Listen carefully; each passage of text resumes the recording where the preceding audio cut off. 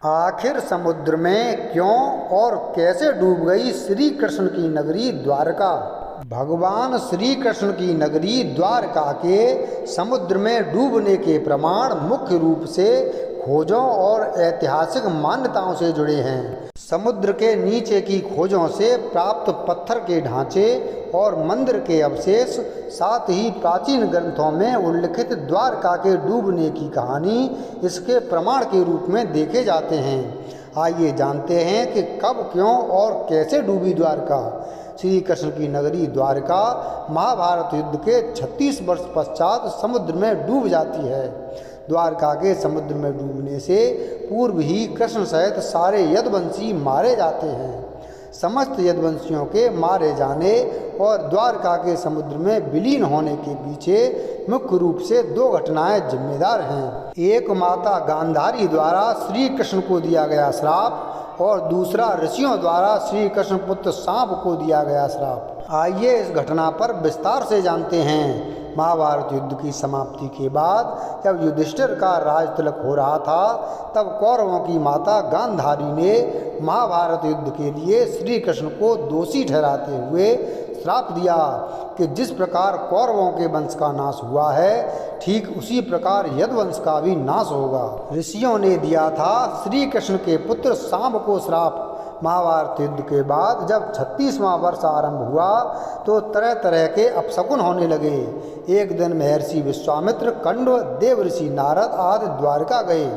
वहाँ यादव कुल के कुछ नवयुवकों ने उनके साथ परिहास मजाक करने का सोचा। वे श्री कृष्ण के पुत्र सांब को स्त्री वेश में ऋषियों के पास ले गए और कहा कि ये स्त्री गर्भवती है, इसके गर्भ से क्या उत्पन्न होगा। ऋषियों ने जब देखा कि ये युवक हमारा अपमान कर रहे हैं तो क्रोधित होकर उन्हें श्राप दिया कि श्री कृष्ण का यह पुत्र वृषणी और अंधक वंशी पुरुषों का नाश करने के लिए एक लोहे का मूसल उत्पन्न करेगा, जिसके द्वारा तुम जैसे क्रूर और क्रोधी लोग अपने समस्त कुल का संहार करोगे।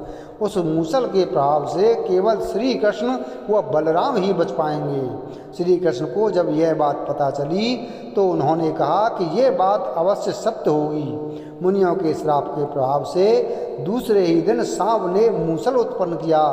जब यह बात राजा उग्रसेन को पता चली तो उन्होंने उस मूसल को चुराकर समुद्र में डलवा दिया। इसके बाद राजा उग्रसेन व श्री कृष्ण ने नगर में घोषणा करवा दी कि आज से कोई भी वृषणी व अंधक वंशी अपने घर में मदिरा तैयार नहीं करेगा। जो भी व्यक्ति छिपकर मदिरा तैयार करेगा उसे मृत्यु दंड दिया जाएगा। घोषणा सुनकर द्वारकावासियों ने मदिरा नहीं बनाने का निश्चय किया। द्वारका में होने लगे थे भयंकर अपशकुन। इसके बाद द्वारका में भयंकर अपशकुन होने लगे। प्रतिदिन आंधी चलने लगी। चूहे इतने बढ़ गए कि मार्गों पर मनुष्यों से ज़्यादा दिखाई देने लगे। वे रात में सोए हुए मनुष्यों के बाल और नाखून कुतरकर खा जाया करते थे। सारस उल्लुओं की और बकरे गीदड़ों की आवाज़ निकालने लगे। गायों के पेट से गधे, कुतियों से बिलाव और नेवलियों के गर्भ से चूहे पैदा होने लगे। उस समय यदुवंशियों को पाप करते शर्म नहीं आती थी। अंधक वंशियों के हाथों मारे गए थे प्रद्युम्न। जब श्री कृष्ण ने नगर में होते इन अपशकुनों को देखा तो उन्होंने सोचा कि कौरवों की माता गांधारी का श्राप सत्य होने का समय आ गया है। इन अपशकुनों को देखकर तथा पक्ष के 13वें दिन अमावस्या का संयोग जानकर श्री कृष्ण काल की अवस्था पर विचार करने लगे। उन्होंने देखा कि इस समय वैसा ही योग बन रहा है जैसा महाभारत के युद्ध के समय बना था। गांधारी के श्राप को सत्य करने के उद्देश्य से श्री कृष्ण ने यदुवंशियों को तीर्थ यात्रा करने की आज्ञा दी। श्री कृष्ण की आज्ञा से सभी राजवंशी समुद्र के तट पर प्रभास तीर्थ आकर निवास करने लगे। प्रभास तीर्थ में रहते हुए एक दिन जब अंधक व वृषणी वंशी आपस में बात कर रहे थे, तभी सात्यकी ने आवेश में आकर कृतवर्मा का उपहास और अनादर कर दिया। कृतवर्मा ने भी कुछ ऐसे शब्द कहे कि सात्यकी को क्रोध आ गया। और उसने कृतवर्मा का वध कर दिया। यह देख अंधक वंशियों ने सात्यकी को घेर लिया और हमला कर दिया। सात्यकी को अकेला देख श्री कृष्ण के पुत्र प्रद्युम्न उसे बचाने दौड़े। सात्यकी और प्रद्युम्न अकेले ही अंधक वंशियों से भिड़ गए, परंतु संख्या में अधिक होने के कारण वे अंधक वंशियों को पराजित नहीं कर पाए और अंत में उनके हाथों मारे गए। यदुवंशियों के नाश के बाद अर्जुन को बुलाया था श्री कृष्ण ने। अपने पुत्र और सात्यकी की मृत्यु से क्रोधित होकर श्री कृष्ण ने एक मुट्ठी एरका घास उखाड़ ली। हाथ में आते ही वह घास वज्र के समान भयंकर लोहे का मूसल बन गई। उस मूसल से श्री कृष्ण सभी का वध करने लगे। जो कोई भी वह घास उखाड़ता वह भयंकर मूसल में बदल जाती। ऐसा ऋषियों के श्राप के कारण हुआ था। उन मूसलों के एक ही प्रहार से प्राण निकल जाते थे। उस समय काल के प्रभाव से अंधक, भोज, शिनी और वृषणी वंश के वीर मूसलों से एक दूसरे का वध करने लगे। यदुवंशी भी आपस में लड़ते हुए मरने लगे। श्री कृष्ण के देखते ही देखते सांप, चारुदेशन, अनिरुद्ध और गद की मृत्यु हो गई। फिर तो श्री कृष्ण और भी क्रोधित हो गए और उन्होंने शेष बचे सभी वीरों का संहार कर डाला। अंत में केवल दारुक श्री कृष्ण के सारथी ही शेष बचे थे। श्री कृष्ण ने दारुक से कहा कि तुम तुरंत हस्तिनापुर जाओ और अर्जुन को पूरी घटना बताकर द्वारका ले आओ। दारुक ने ऐसा ही किया। इसके बाद श्री कृष्ण बलराम को उसी स्थान पर रहने का कहकर द्वारका लौट आए। बलराम जी के स्वधाम गमन के बाद ये किया श्री कृष्ण ने। द्वारका आकर श्री कृष्ण ने पूरी घटना अपने पिता वसुदेव जी को बता दी। यदुवंशियों के संहार की बात जानकर उन्हें भी बहुत दुख हुआ।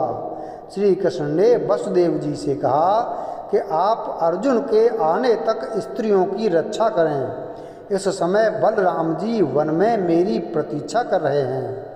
मैं उनसे मिलने जा रहा हूँ। जब श्री कृष्ण ने नगर में स्त्रियों का विलाप सुना तो उन्हें सांत्वना देते हुए कहा कि शीघ्र ही अर्जुन द्वारका आने वाले हैं, वे ही तुम्हारी रक्षा करेंगे। ये कहकर श्री कृष्ण बलराम से मिलने चल पड़े। वन में जाकर श्री कृष्ण ने देखा कि बलराम जी समाधि में लीन हैं। देखते ही देखते उनके मुख से सफ़ेद रंग का बहुत बड़ा सांप निकला और समुद्र की ओर चला गया। उस सांप के हजारों मस्तक थे। समुद्र ने स्वयं प्रकट होकर भगवान शेषनाग का स्वागत किया। बलराम जी द्वारा देह त्यागने के बाद श्री कृष्ण उस सूने वन में विचार करते हुए घूमने लगे।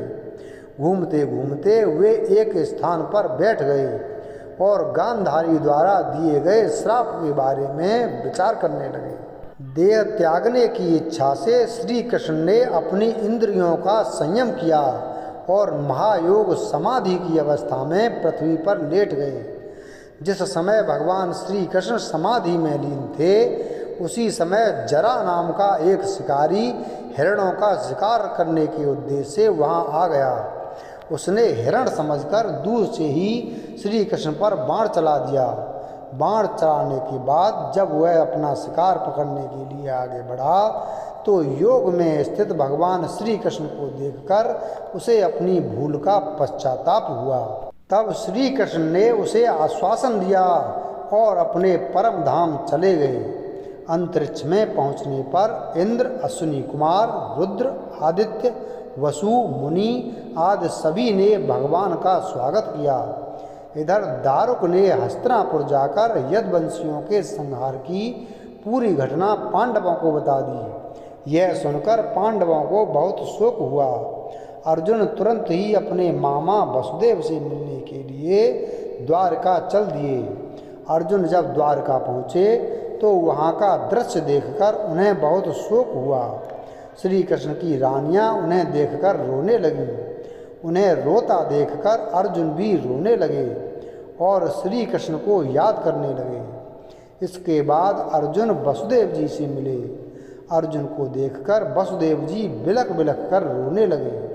वसुदेव जी ने अर्जुन को श्री कृष्ण का संदेश सुनाते हुए कहा कि द्वारका शीघ्र ही समुद्र में डूबने वाली है, अतः तुम सभी नागरिकों को अपने साथ ले जाओ। अर्जुन अपने साथ ले गए श्री कृष्ण के परिजनों को। वसुदेव जी की बात सुनकर अर्जुन ने दारुक से सभी मंत्रियों को बुलाने के लिए कहा।